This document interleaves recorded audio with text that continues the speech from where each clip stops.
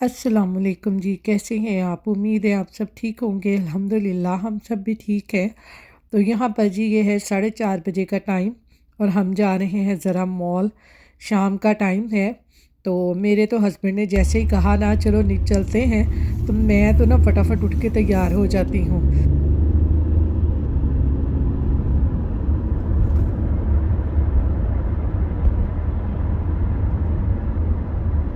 तो होना भी ऐसे ही चाहिए ना, क्योंकि आपको पता है सारा दिन घर रह रह के ना बंदा उकता जाता है और ऊपर से सर्दियों के दिन है, बाहर भी नहीं निकला जाता, सर्दी बहुत ज़्यादा लगती है।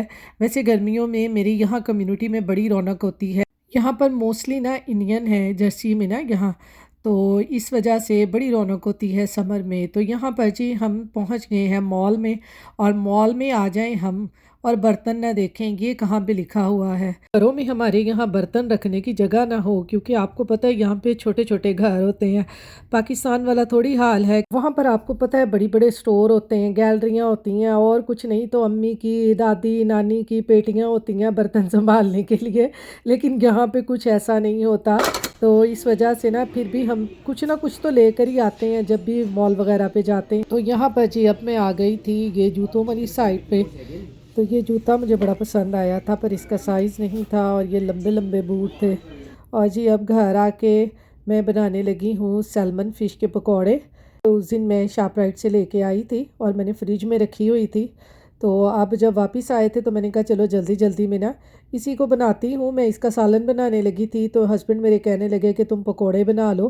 तो फिर इस तरह सैल्मन लेकर मैंने उसको ये इस तरह फिंगर शेप में मैंने काट लिया था। ये इसके ऊपर जो स्किन लगी हुई थी वो भी मैंने सारी रिमूव कर दी ना, क्योंकि इसकी स्किन के ऊपर ना मुझे वो छोटे छोटे जो मछलियों के ऊपर होते नहीं थे जिनको चाने कहते हैं, इनकी स्किन वो थी। इसलिए मैंने इसकी स्किन भी रिमूव कर दी और इस तरह इसको काट कर बाउल में डाल लिया है। इसमें से वैसे इतनी स्मेल नहीं आती, बस हल्की हल्की सी स्मेल आती है। वो जैसे पाकिस्तान में मछलियों की बहुत ज़्यादा स्मेल आती है ना, इसमें से इतनी नहीं आती। तो हल्की हल्की स्मेल को ख़त्म करने के लिए मैंने इसके ऊपर लगाया जी 1 टेबल स्पून लहसुन और हाफ़ लेमन निचोड़ के।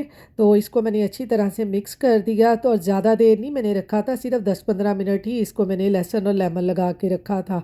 और दूसरी तरफ मैं बनाने लगी थी चाउमीन। उसके लिए मैंने नूडल्स को बॉयल होने के लिए रख दिया था। और इसमें जो चाउमीन में चिकन डालना था, अब उसमें मैंने डाल दिया था जी थोड़ा सा सिरका, थोड़ा सा सोया सॉस और थोड़ी सी काली मिर्च और थोड़ा सा नमक डालकर इसमें मैंने चिकन को अच्छी तरह से मिक्स कर दिया।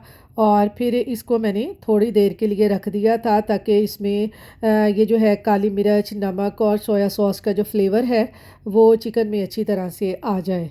और अब दूसरी तरफ मैं बना रही थी फ़िश के पकौड़ों के लिए मैरिनेशन, जिसमें मैंने डाला है 1 टीस्पून ज़ीरे का, 1 टीस्पून इसमें मैंने डाला है अदरक पाउडर, और 1 टीस्पून मैंने डाला है लहसुन पाउडर का, और 1 टीस्पून ही मैंने इसमें डाला है अनियन पाउडर, और 1 टीस्पून मैंने इसमें ये डाली है कुटी हुई सुरख मिर्चें, और इसके साथ 1 टीस्पून मैंने ये डाल दिया है सूखा धनिया पाउडर, 1 टीस्पून मैंने इसमें डाला है गरम मसाले पाउडर का, हाफ़ टीस्पून सुरख मिर्चों का, और इसमें हाफ़ टीस्पून ही मैं डाल दूँगी मक्का, और 1 टीस्पून के बराबर मैंने इसमें डाल दिया था चाट मसाला। जब फ़िश के पकोड़े बनते हैं ना तो इसका फ्लेवर बहुत अच्छा लगता है। और 1 टीस्पून मैंने इसमें डाल दी थी कसूरी मेथी। सारे मसालों को मिक्स कर लिया था और ये मैं भूल गई थी, इसमें मैंने थोड़ी सी अजवाइन भी डाल दी थी। और ये हाफ़ लेमन निचोड़ दूँगी। लेमन निचोड़ने के बाद अब तमाम मसालों को हम अच्छे तरीके से मिक्स कर लेंगे। मिक्स करने के बाद मैंने इसमें ऐड कर दिया था जी 2 टीस्पून कॉर्नफ्लावर। तकरीबन 3 टीस्पून जो थे ना वो मैंने डाल दिया था इसमें बेसन का। तो ये जो हमने कॉर्नफ्लावर इसमें ऐड किया है ना, इससे पकोड़े जो है बड़े क्रंची बड़े मज़े के बनते हैं। अब इसमें थोड़ा थोड़ा पानी ऐड करके मैंने इसकी नॉर्मल सी पेस्ट बना लेनी है, जो कि ना ज़्यादा पतली हो और ना ज़्यादा थिक हो, बस नॉर्मल पेस्ट बनाकर बनाने के बाद अब हम इसमें ये फ़िश ऐड कर देंगे। सैल्मन जो हमने फिंगर शेप में काटी है इसको अच्छे तरीके से मिक्स कर लेंगे। इसको आपने ज़्यादा बेसन को इसके ऊपर कोट नहीं करना, बस हल्का हल्का कोट करना है, और इसको इस तरह से मैरिनेट करके आपने आधे घंटे के लिए इसको रख देना है। तो इधर मैं बनाने लगी हूँ जी अब चाउमीन। उसके लिए मैंने पैन में ऑयल डालकर उसमें ये 1 टीस्पून मैंने डाल दिया है बारीक क्रश किया हुआ लहसुन, और अब मैं इसमें डाल दूँगी थोड़े से स्प्रिंग अनियन, इसको भी थोड़ा-सा मैं भून लूँगी। भूनने के बाद अब मैं इसमें ऐड कर दूँगी ये चिकन जो कि हमने मैरिनेट करके पहले रखा था। तकरीबन 10-15 मिनट ही इसको मैंने रखा है, ज़्यादा नहीं इसको मैंने रखा। तो इसको भी अच्छे तरीके से मैं पका लूँगी ताकि चिकन अच्छी तरह से गल जाए।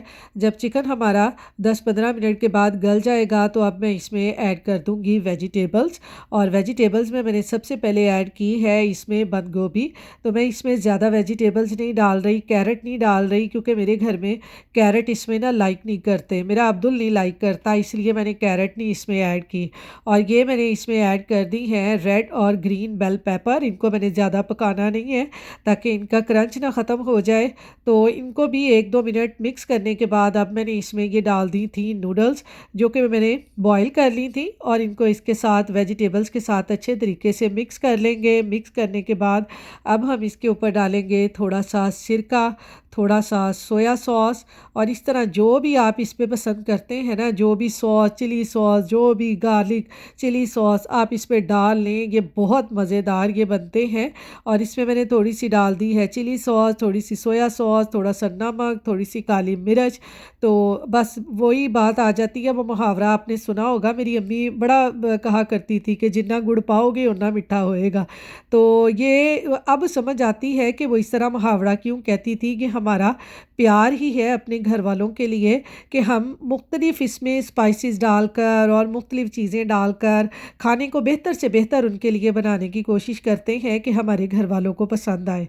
और जब हमारे घर वाले खा के इसको कह देते हैं ना, आज खाना बहुत अच्छा बनया सी, वहीं पर ही हमारी मेहनत का जो फल है ना हमें वसूल हो जाता है।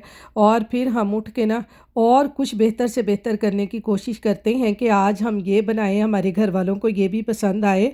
तो आज इस मुहावरे की समझ आई है कि जितना गुड़ पाओगे ना उतना मीठा होएगा, यानी जितनी आप अपने घर वालों के लिए एफ़र्ट करते हैं ना, तो उसी में मज़ा है, उसके अलावा किसी में मज़ा नहीं है।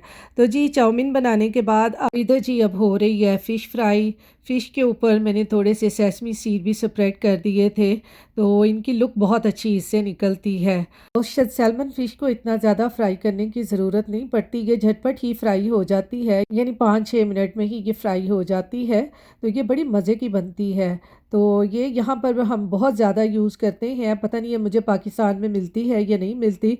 शादी से पहले तो मैंने कभी नहीं इस तरह की देखी थी, वो रोहू और वो दूसरी जो फ़िश होती हैं वही मिलती हैं। तो आप उनको भी इसी तरीके से मसाला लगाकर और इनको फ्राई करके बना सकते हैं, बहुत मज़े की बनती हैं। तो फ़िश भी मैंने फ्राई कर ली है। यहाँ पर चाउमीन भी तैयार है, इसको भी करते हैं डिश आउट, और आपको मैं दिखाती हूँ कि ये कितना मज़े का बना है। तो आप ये ज़रूर ट्राई कीजिएगा, और फिर मुझे कमेंट्स बॉक्स में बताइएगा कि आपको मेरी आज की रेसिपी कैसी लगी है।